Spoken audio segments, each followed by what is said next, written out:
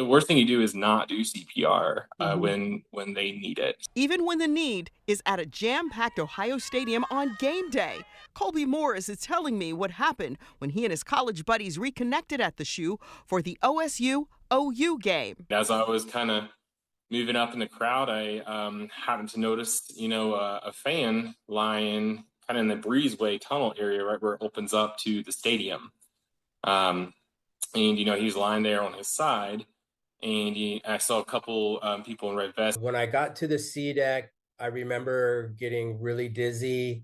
Mm. Things just seemed to get very dark and black, and I felt like I was going to pass out. The fan is Carmen's own, and he doesn't remember much after that. He did talk with me from his home in California.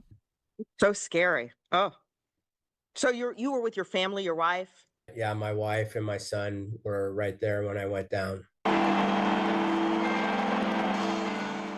Down on the field, the game was underway, crowd spirits were up, and it was loud.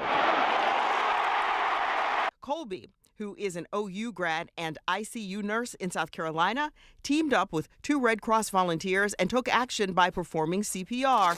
And within a minute, someone handed him an AED. He says 56-year-old Zone was starting to become alert when Colby recognized that his eyes were starting to roll back. So start CPR again. You just start all over. That's the Right. basic life support, the BLS algorithm. And kind of shouted like, "Hey, you got to tell me, like, listen for the AED again, because it'll tell you when it's ready to read the patient. It'll identify automatically." And so she listened for a little bit, and it told me to stop. So we stopped again. It was able to shock again, so it delivered a second shock, and he came back right away that time. Carmen was immediately transferred to the Ohio State University Wexner Medical Center, and as a retired first responder himself, he told me he is forever grateful for bystanders.